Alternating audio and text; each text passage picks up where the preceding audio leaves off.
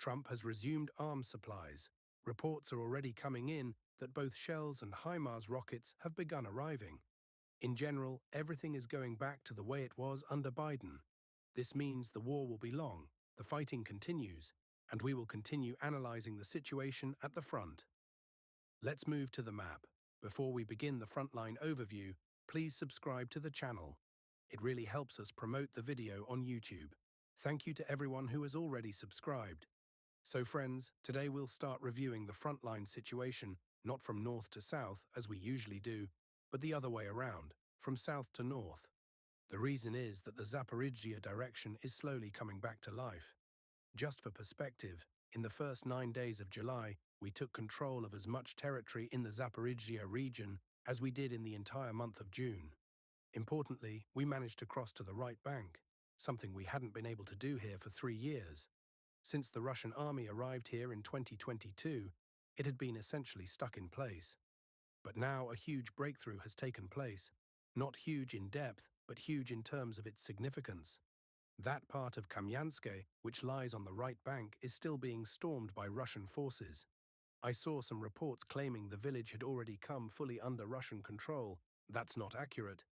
Fighting is still ongoing. At the same time, we've already reached the next village, Plavny. It's located along the reservoir, so right now it's being heavily targeted by aviation to pave the way for infantry to enter, move into the positions held by the Ukrainian armed forces, which by then will have been weakened by the airstrikes, and clear out the remaining garrison. An offensive has also resumed east of Kamyanske in the area of Stepov. Yesterday, we managed to improve our positions there by 900 meters.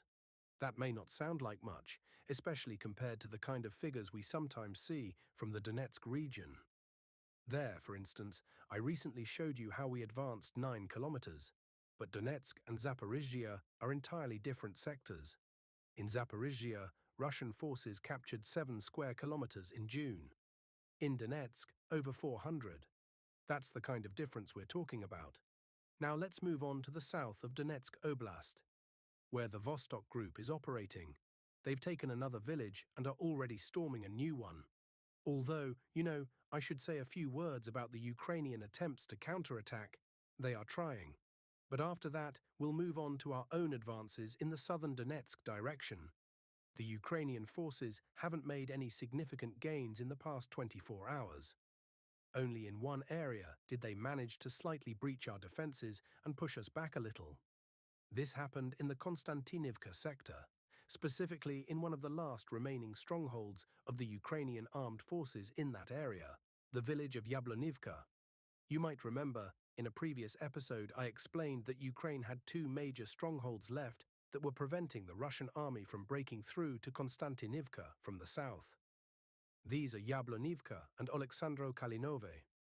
In the latter, Oleksandro Kalinov, the Russian army has nearly finished off the Ukrainian forces.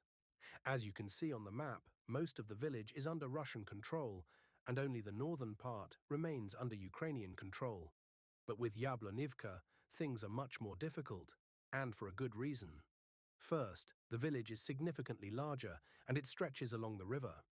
Just so you understand, from its western to eastern edge, it's about 7.5 kilometers.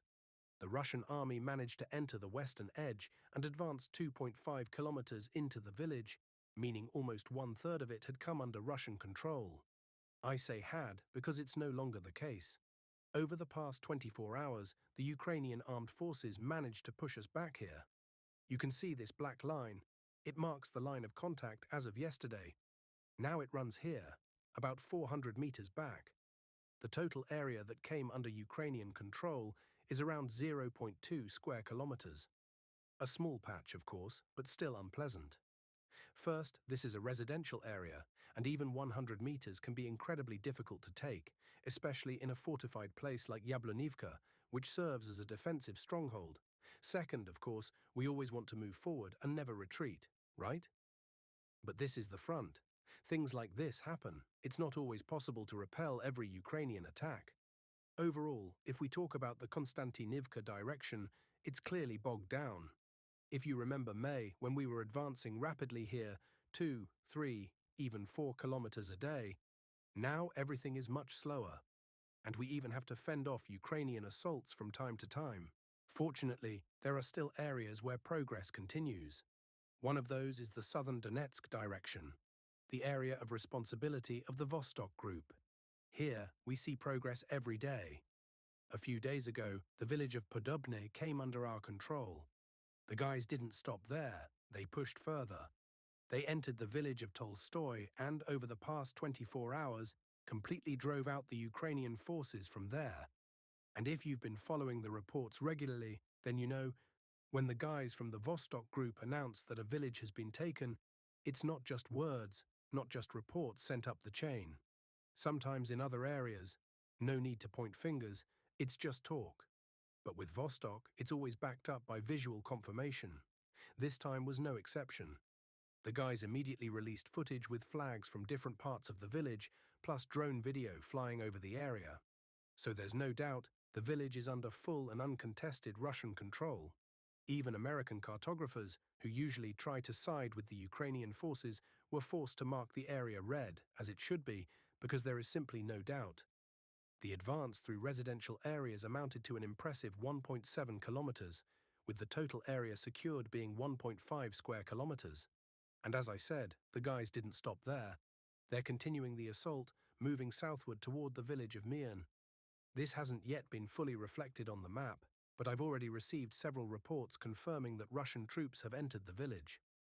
Currently, it's marked as a grey zone, with about half of the village under Russian control. We expect that in a day or two, the Russian army will secure full control. Additionally, there was another area where the Vostok Group advanced in the past 24 hours, even farther south. Take a look. They managed to improve their positions and push westward from Volny Pole toward Novohrihorivka. The advance amounted to 1.5 kilometers, and the area brought under control exceeded 3 square kilometers. The goal here is to clear out the entire territory surrounding the village of Kamishuvaka. Sumy direction. Over the past 2 months, Russian forces have penetrated Ukrainian defenses to a depth of up to 15 kilometers, spanning 30 kilometers along the front line. This hasn't gone unnoticed by the Ukrainian command, which is now attempting to stabilize the situation along the Kondrativka-Andriivka-Alexeyevka line. At present, extremely heavy fighting continues in the Alexeyevka and Kondrativka areas. Kyiv is deploying a significant amount of manpower, trying to wedge itself into Russian positions between villages in order to isolate them. According to available information, the Ukrainian command has redeployed units previously involved in fighting near Tetkino. These forces are now being targeted by Russia's operational tactical aviation.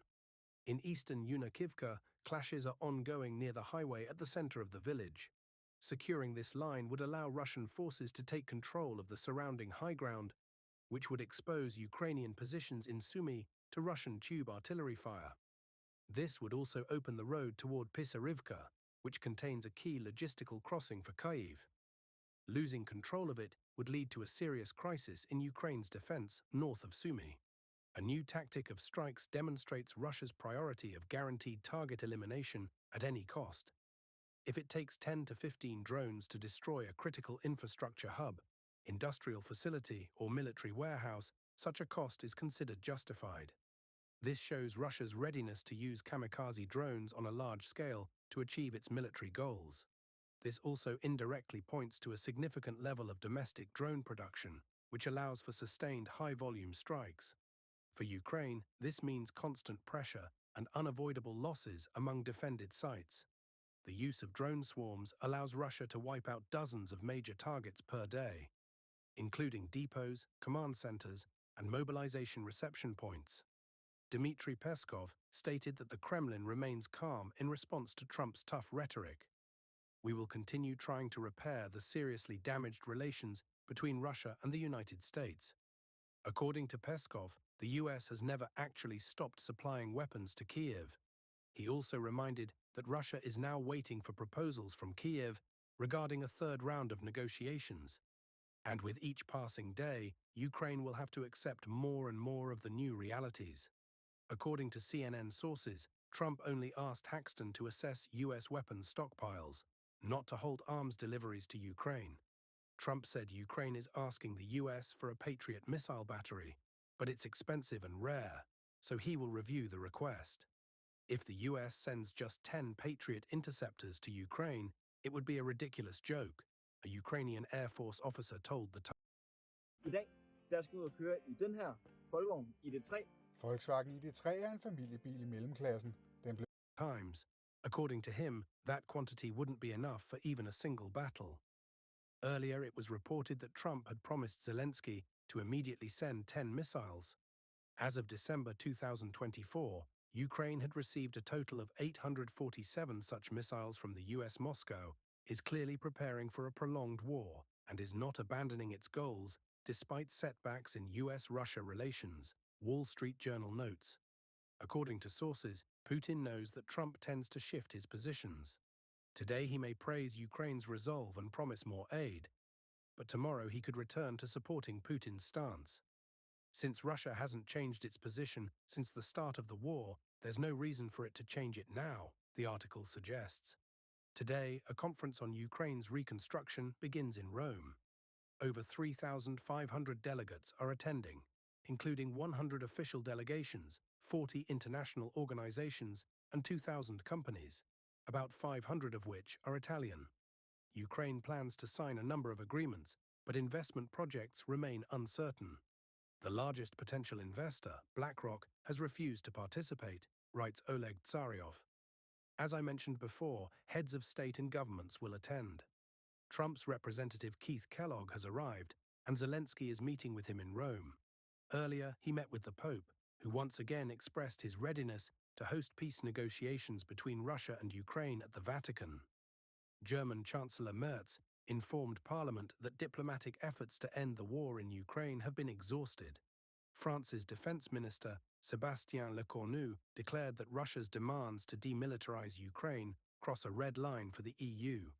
Estonia will block the 18th EU sanctions package if the proposed oil price cap is raised from $45 to $60 per barrel, said Estonia's foreign minister. In other words, Estonia demands stricter sanctions. Meanwhile, Slovakia, at the ambassadorial level, blocked the 18th sanctions package because of proposals to ban purchases of Russian oil and gas. Slovakia is seeking more favorable terms for itself. Different approaches, same result. No compromise has been reached yet, although the EU hopes to resolve it in the coming days. Hungarian Prime Minister Viktor Orbán declared that Ukraine and the EU have lost the conflict with Russia, which cannot be defeated. He noted that most EU leaders still support continued warfare in Ukraine, but only Hungary and Slovakia are calling for peace. Hungary also opposed the EU budget plan for 2028 to 2034, which includes €100 billion in support for Ukraine in the war with Russia. The Russian publication MIK writes that this is an interesting view of events, and one that is, generally speaking, accurate. What's next with Trump and Ukraine? Noam Chomsky, one of the most compelling intellectuals of our time, has an interesting theory. The Wall Street Journal and Financial Times are elite publications, made by elites for elites. The content they publish reflects the thinking of those same elites, so their materials are worth paying attention to, even if they sometimes spread misinformation. The Washington Post and New York Times, on the other hand, were made by elites for the masses, according to Chomsky. He believes their main purpose is to manipulate the public. If that's the case, then the Wall Street Journal article stating that Trump is tired of playing games with Putin and is preparing some trouble for Russia over Ukraine should be interpreted as the end of the honeymoon, or rather, the first half year of the second Trump administration's Russia-US relations. This is partly confirmed by chatter in Trump circles over the past 2 months that Ukraine definitely needs a new Patriot battery. It doesn't matter how or through whom, it must be delivered. Because Trump can't allow Ukraine to become his own Afghanistan. Even if he keeps shouting that this is Biden's war, he cannot allow Kyiv to lose. A Ukrainian defeat would be pinned on him. That's why he, just like America's European allies, will continue to support Ukraine as long as it can hurt Russia and deny Moscow its objectives.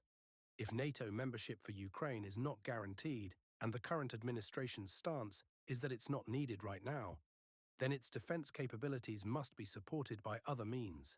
That's why the US won't supply offensive weapons. Instead, the Europeans, playing the bad cops, will do that, so that the good cop Trump can still present himself as a neutral mediator. But when it comes to defensive systems and anything that can be passed off as such, the Americans will provide those.